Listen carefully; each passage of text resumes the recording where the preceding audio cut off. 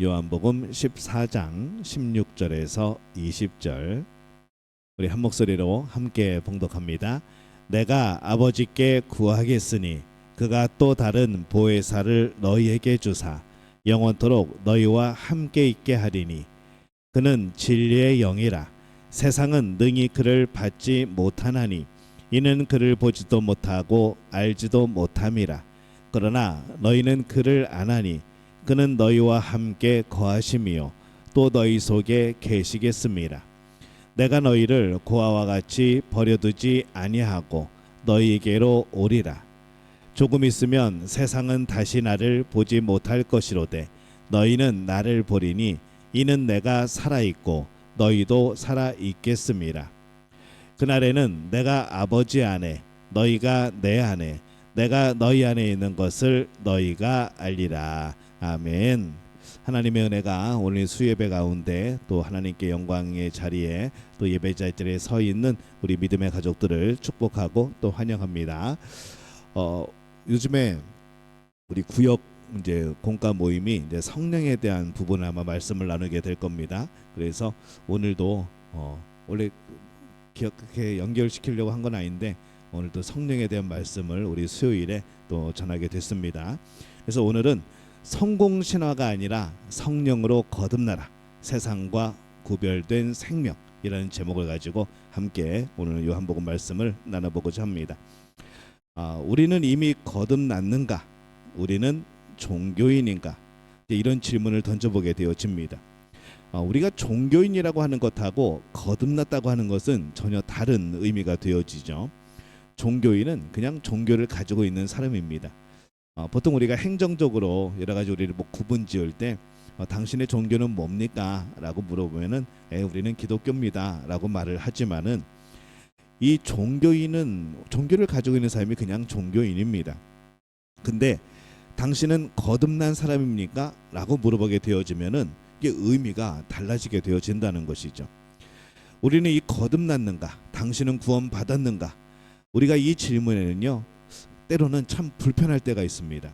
이게 왜냐하면 내 안에 어떤 큰 확신이 없을 때, 내 안에 여러 가지 그런 복잡한 마음들이 있을 때, 또 우리가 내 상황이나 내가 하나님 앞에 열심히 하지 못한 것들을 생각하게 될 때에 내가 거듭났는가 이런 고민을 하게 되어진다는 것이죠. 그리고 우리가 거듭났다고 함에도 불구하고 하나님의 자녀가 되었담에도 불구하고 매일 죄를 짓게 되어지는 나의 모습을 또 보면서 이게 내가 진짜 거듭난 게 맞는가? 우리는 이 고민을 하게 되어집니다. 이 참 불편한 그래서 질문이 되어지는 거죠.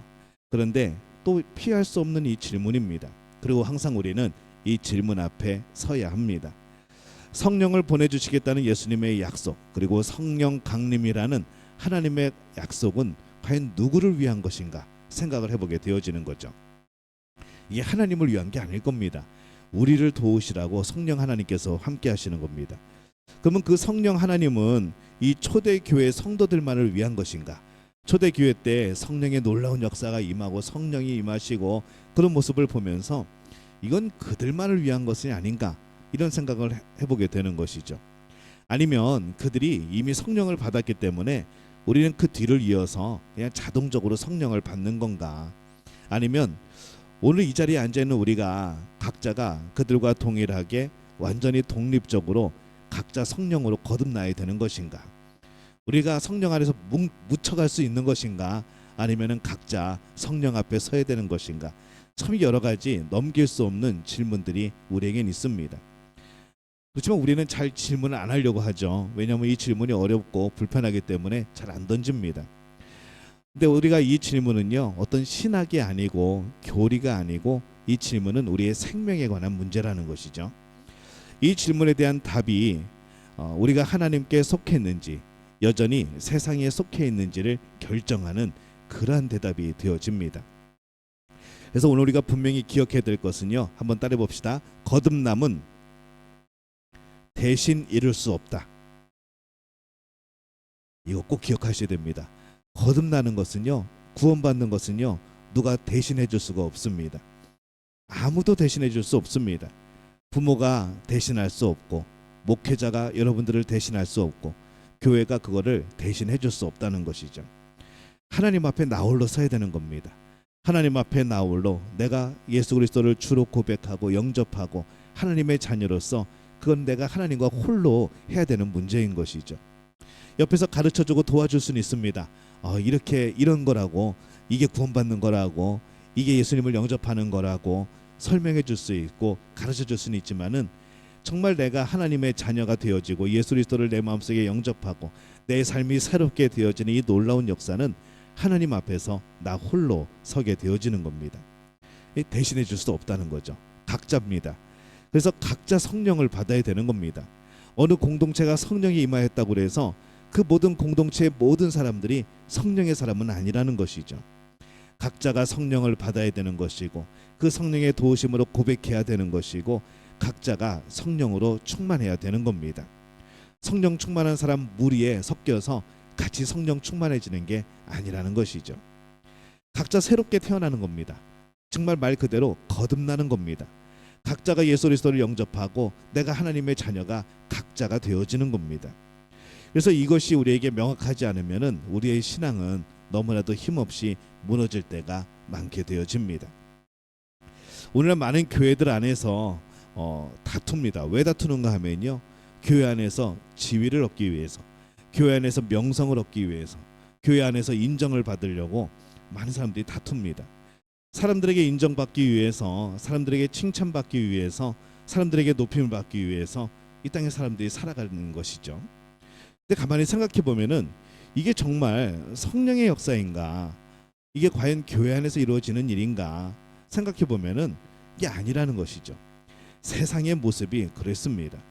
세상은 끊임없이 우리에게 말합니다. 높아져라, 인정받아라, 내 이름을 드러내라, 너의 이름을 드러내라. 근데 교회 안에서 이 똑같은 소리가 들린다는 거죠. 그럼 우리는 이때쯤 되면 인정을 해야 됩니다. 세상이 교회 안에 들어온 것이 아니고 어쩌면 이미 교회가 세상과 하나가 되어버린 것 아닌가. 그래서 성경은 외칩니다. 계속해서 우리들에게 돌이키라고, 거듭남이 정말이라고, 지금 가고 있는 일이 틀렸다고, 성공이 모두가 전부가 아니라고, 명예가 전부가 아니라고, 인정받는 것이 전부가 아니라고 계속 우리를 향해서 오늘 하나님을 말씀하고 계신다는 것이죠. 내 이름을 드러낸다는 것, 뭐 이름이 드러나면 좋죠. 유명해지면 좋습니다. 그런데 이름을 드러내는 모습이 어디 나오는가 하면요, 사람들이 바벨탑을 쌓을 때 나옵니다. 사람들이 그 바벨탑을 쌓으면서 뭐라고 합니까? 우리 이름을 지면에 널리 알리자, 우리를 알리자 그럽니다. 원래는 뭘 해야 됩니까? 하나님의 창조물들은요, 하나님의 창조을 받은 인간은 하나님의 이름을 널리 알려야 되는 겁니다. 근데 사람들이 모여가지고 하는 것이 무엇인가? 높이 쌓자, 우리가 다시는 흩어지지 말자, 우리가 우리의 이름을 이 지면에 드높이자, 널리 알리자, 그러고 있는 것이 바벨탑의 사건이었습니다. 근데 우리가 교회 안에서 우리 믿는 이들이 그럴 때가 많다는 것이죠. 하나님의 이름이, 하나님의 영광이 드려지는 것이 아니고 우리의 이름이 나타나고 우리의 칭찬이 나타나고 우리만 높아지게 되어지고, 우리는 그런 모습들이 자꾸 나타나게 되어지는 겁니다. 그래서 세상과 교회는요, 본질적으로 충돌하게 되어 있습니다. 예수님은 말씀하시죠. 세상은 성령을 받을 수 없다. 이거는 성령에 대한 거절이 아니고 존재 자체가 다르다는 그러한 선언입니다. 세상은 성령을 절대로 이해하지 못합니다. 귀신인가? 뭐 그런다는 것이죠. 이 세상이 성령님을 이해할 방법은 없습니다. 세상은 또 성령을 받아들일 수도 없습니다. 그렇다면 질문을 해야 되죠. 성령으로 사는 교회가 세상과 함께 걸어갈 수 있는가? 이 본질적으로 이게 불가능한 겁니다. 같은 방향으로 갈 수 있는가? 절대 그럴 수 없다는 것이죠. 근데 우리들이 지금 무엇을 하고 있는가? 세상과 교회를 연결하려고 합니다. 그 연결이 복음을 전하기 위한 다리를 놓고 복음을 전파하기 위한 그런 연결점을 가지는 게 아니라 세상의 모습을 쫓아가려고 하는, 세상과 조화로워지려고 하는 그런 노력을 하고 있다는 것이죠. 세상과의 갈등을 피하려고 합니다. 세상과의 갈등을 피해서 잘 화합해서 우리가 복음을 전하고, 우리는 어쩔 때는 이것을 전략이라고 말을 하지만은 사실 어떻게 보면은요, 세상과 연합한 교회는 더 이상 교회가 아닙니다. 물론 우리가 세상 속으로 파고 들어갈 수 있습니다. 근데 거기에도 우리가 세상 속으로 흩어져서 들어가는 것이지 세상과 타협하라는 게 아닙니다. 근데 우리들이 자꾸 정체성을 잃어버린다는 것이죠. 들어가서 내가 세상 사람인지 내가 하나님의 자녀인지 하나님의 백성인지 이 세상에 속해 있는 사람인지 구별 못하는 그런 존재가 되어버립니다. 우리의 정체성을 자꾸 잃어버리게 되어진다는 것이죠. 그래서 사람에게 있어서 가장 위험한 상태는 언제인가? 이 회색지대에 살고 있는 사람들입니다. 오늘날의 수많은 사람들이요, 수많은 기독교인들이 회색지대에 살아갑니다. 완전히 세상도 아니고 어떻게 보면 세상 사람하고 똑같은 것 같기도 하고 어떻게 보면 또 하나님의 자녀 같기도 하고 뭔가 좀 어정쩡한 삶. 근데 사실상 그런 지대는 존재하지 않습니다. 성경은 딱 두 가지 부류만 말씀을 합니다. 성령으로 난 자, 육으로 난 자. 그 외에는 없다는 것이죠. 그럼 우리가 중간에 머무르는 게 아니라 한 가지를 우리는 선택을 해야 됩니다. 우리는 성령으로 난 자가 되어야 될 것인가, 육으로 난 자가 되어야 될 것인가. 근데 사람들은요, 어디에 자꾸 머무르려고 그러면요, 그 회색지대에 자꾸 머무르려고 그럽니다. 이유가 뭐냐면 그게 편하거든요.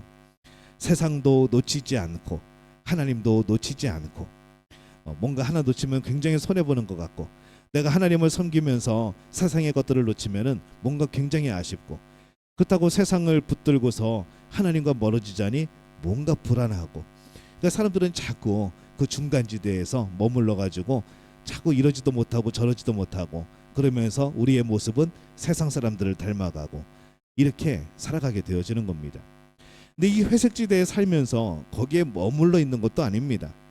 대부분 자신도 모르게 세상을 선택하게 되어진다는 것이죠. 그래서 종교는요, 생명을 만들지 못합니다. 우리는 종교를 너무 과대평가할 때가 있습니다. 교회 다니면 다 변화된다고 생각을 합니다. 예배드리면 다 달라진다고 생각을 합니다. 근데 아니라는 것이죠.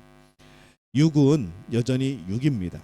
세례를 받아도 우리 육신의 욕심들은 그대로 남아 있습니다. 성찬식을 아무리 많이 해도 우리가 육신의 욕심들은 남아 있다는 거죠. 신앙 고백을 아무리 해도 우리 육신의 고백들은 남아 있는 겁니다. 왜냐하면 본질이 바뀌지 않았기 때문인 거죠. 육은 절대로 영이 될 수가 없습니다. 아무리 노력해도 안 됩니다. 근데 이게 가능한 방법이 하나가 있습니다. 성령님이 임하면 가능하신다는 것이죠. 내 육체의 욕심을 따라 살던 우리가 성령님이 우리 안에 계시면서 성령이 이끌어 가시는 삶을 살게 되어지면은 육체의 욕심이 아니라 이 영의 소욕대로 영의 소망대로 살아가게 되어지는 겁니다. 성령이 들어오시면요, 사람은 완전히 다른 존재가 되어지는 겁니다. 가끔가다 우리가 말하죠. 어머, 그 사람이 교회 다니는데 어머, 저 사람이 왜 이렇게 많이 변했지? 옛날에 완전 동네에, 죄송합니다, 동네 망난이었는데 어머, 저 사람이 저렇게 변했어. 이런 간증들이 있지 않습니까? 사람이 변한다는 것이죠. 이 성령님이 들어오시면 그 일이 가능해지는 겁니다. 그때 비로소 하나님을 아바, 아버지라고 부르게 되어지는 겁니다. 여러분들, 하나님을 아버지라고 부르는 거 너무너무 쉽죠. 이 성령의 역사라는 겁니다. 성령이 역사하지 않으면요, 하나님을 아버지라고 부를 이유도 없고 부르고 싶지도 않고 그런 겁니다.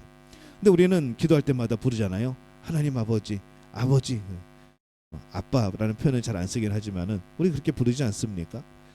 이게 성령께서 우리 안에 계실 때 나타날 수 있는 그런 호칭이고 그런 고백이라는 겁니다. 하나님을 아버지라고 부르는 건 뭡니까? 그분이 날 위해서 무엇이든 해줄 수 있는 분, 나를 사랑하시는 분, 나와 관계가 있으신 분이라는 것을 고백하는 거 아닙니까? 이 성령이 안 계시면은 그게 불가능하다는 것이죠. 세상에는 두 가지 영이 있다고 그랬습니다. 세상의 영, 하나님의 영.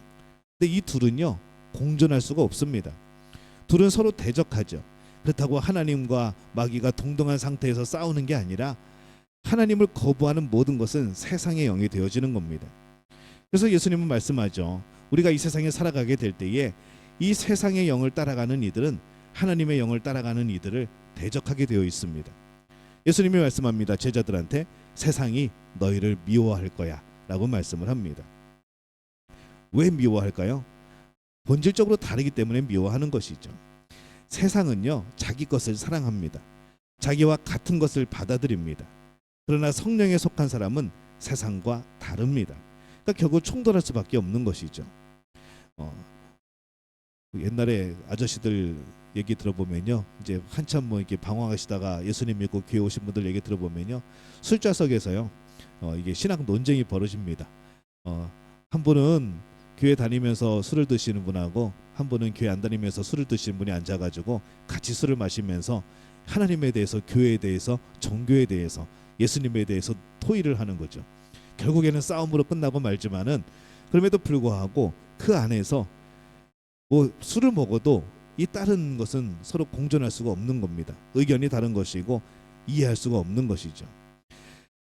이 세상이 우리를 미워할 수밖에 없다는 겁니다. 이 충돌을 피하려고 한다면요, 어쩌면 우리는 방향을 잃어버린 것이 아닌가라는 생각을 해야 되는 겁니다. 내가 세상과 부딪히는 것을 피한다.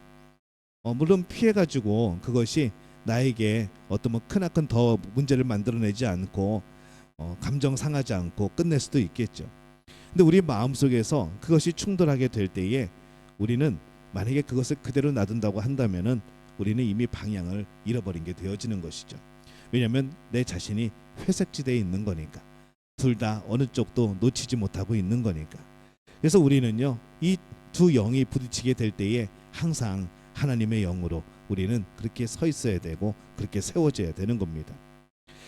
우리는 계속 물어보게 됩니다. 우리 성경 말씀, 설교 말씀 들으면서 이 말씀이 무슨 뜻이냐. 근데 항상 우리는 그 질문을 하지만요, 문제는 그게 아닙니다. 우리는 그 말씀의 뜻이 뭔지를 다 알고 있다는 것이죠. 성령께서 대부분 깨닫게 하십니다. 다른 여러 가지 지식이 없어서 이해가 잘 안 될 때도 있지만은 대부분 성경 말씀을 읽으면서 우리에게 주시는 하나님의 음성이 있다는 것이죠. 문제는 이겁니다. 나는 그 말씀에 순종할 것인가? 근데 이 말씀에 순종하는 문제가 성령과 연결되어 있습니다. 여기서 신앙의 모습이 갈리죠. 여기서 생명이 갈리는 겁니다. 나는 그 말씀을 순종할 것인가? 아니면 그냥 말씀은 말씀이고 나는 내 욕심대로 살아갈 것인가? 순종하게 되어진다면 그건 성령의 역사라는 것이죠. 이 세상의 영은요, 참 교묘합니다. 노골적이지 않습니다. 드러내놓고 노골적인 것은요, 되게 하수입니다. 더 위험하죠. 굉장히 교묘하고 우리의 약한 모습을 노리고 굉장히 선한 모습으로 나타납니다. 때로는 종교적인 모습으로도 나타납니다. 열심 있는 모습으로도 나타나죠. 뭐 자선 사업도 합니다. 뭐 헌금도 합니다. 봉사도 합니다. 근데 중요한 것은 그 본질이 변하지 않는다는 거죠. 결정적인 순간에는 반드시 하나님을 대적하게 되어 있습니다. 그런 것들이 대부분 이단들이 대부분 그렇죠. 사이비들이 대부분 그렇습니다. 뭔가 열심히 하는데, 뭔가 봉사도 하고 막 인류를 위해서 뭔가 하는 것 같은데 결국 하나님과 맞닥뜨렸을 때에는 하나님을 대적하게 되어지는, 이 세상은요, 그렇게 우리에게 다가오는 겁니다. 오늘날 세상은 말합니다. 다 괜찮다고, 이 종교도 맞고 저 종교도 맞고 그게 사실은 이름만 다른 거지 다 똑같은 길이라고 그렇게 말들을 합니다. 종교다원주의라고 그러죠. 근데 성경은요, 그렇게 말씀하지 않습니다. 구원의 길은 예수 그리스도밖에 없습니다. 예수 그리스도 이름 외에는 너에게 주신 일이 없답니다. 근데 우리는, 세상 사람들은 자꾸 말하죠. 야, 예수님 아니래도 구원받을 수 있다고, 예수님 아니래도 천국 갈 수 있다고, 예수님 아니래도 하나님의 자녀 될 수 있다고, 그냥 그렇게 착하게 살다 보면 되는 거라고. 이 성경은 그렇게 말씀하지 않습니다. 성경은 오직 한 길입니다. 예수 그리스도밖에 없습니다. 한번 따라해 봅시다. 성경은 오직 한 길, 예수 그리스도를 말씀합니다. 우리의 구원은 예수 그리스도라는 것이죠. 다른 길은 없습니다. 하나님께 속한 자, 세상에 속한 자, 우리가 나눈 게 아니고 성경이 그렇게 나누고 계십니다. 이 둘 사이에는 건널 수 없는 굉장히 깊은 골짜기가 있다는 것이죠. 세상은 행동이 아니고 세상은 본성입니다. 거듭나지 않은 인간의 본성, 이걸 세상이라고 부릅니다. 이 본성이요, 어디서든지 그래서 나타납니다. 교회 안에서도 세상의 본성이 많이 나타나고요. 그래서 우리는 외형이 아니라 본질을 봐야 되는 거죠. 아무리 선하게 보이고 착하게 보이고 잘 믿는 것처럼 보이고 정말 신실한 것처럼 보여도 아닐 수 있다는 겁니다. 본질이 중요합니다. 그래서 우리는 그 본질을 변화시켜야 되는 겁니다. 근데 그 역할을 하시는 분이, 그분이 성령님이시라는 겁니다. 그러니 성령님 없이 우리가 어떻게 살아갑니까? 성령님 없이 우리가 어떻게 예배합니까? 성령님 없이 우리가 어떻게 신앙생활 합니까? 성령님 안 계시고 어떻게 말씀대로 살아갑니까? 이 모든 것이 불가능하다는 것이죠. 그럼에도 우리의 문제는 뭔가 성령님이 내 안에 계신지 아닌지, 내가 성령의 사람인지 아닌지 우리가 고민도 하지 않고 우리가 분별하지도 않고 있다는 것이죠. 오늘날 교회들 안에서 뭘 봅니까? 명예를 추구하고 돈을 추구하고 사람을 높이고 지도자를 우상화하고 인기를 쫓아가고 세상의 방식으로 그냥 그대로 들어와 있습니다. 세상에 성공하는 것처럼 교회도 그렇게 성공하려고 하는 것이죠. 이게 참 단순한 문제가 아닙니다. 이게 세상의 영이 교회 안으로 들어온 것이고 교회가 세상의 영과 하나 된 것이죠. 그리고 그 영이 무엇을 했는가? 예수님을 십자가에 못 박은 겁니다. 이제 더 이상 미룰 수가 없죠. 우리는 결정해야 됩니다. 세상인가 성령인가, 종교인가 생명인가, 형식인가 거듭남인가. 이 중간지대는 없습니다. 이 머물러 있지 말아야 됩니다. 타협은 없습니다.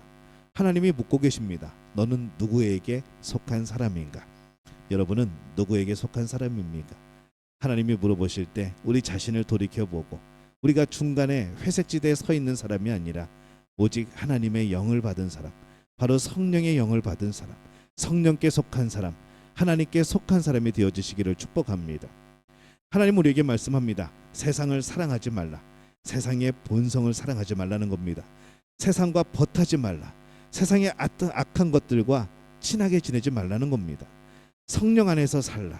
이것은 선택이 아니고 그래서 명령이라는 것이죠. 교회 안에서 아무런 의미가 없는 성공신화, 교회가 성공하면 얼마나 성공하겠습니까? 뭘로 성공을 하겠습니까? 교회에서의 성공은요, 우리의 영이 잘 되는 겁니다. 우리의 영이 하나님 안에 살아가는 겁니다. 우리의 영이 성령의 지배함을 받는 겁니다. 그게 성공이면 성공인 것이죠. 그게 아니면 나머지 모든 것들은 다 실패인 겁니다. 근데 교회가 세상처럼 성공하려고 그러면요, 세상적인 방법을 써야 됩니다.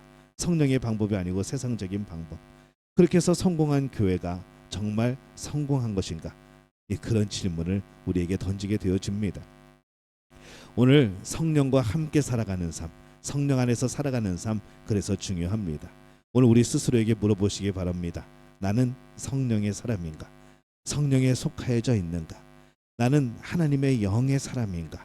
오늘 그것을 돌이켜보면서 우리가 정말 세상의 영이 아닌, 세상에 속한 사람이 아닌 하나님 나라, 하나님의 백성, 성령에 속한 사람이 되어질 수 있기를 예수님의 이름으로 축원합니다.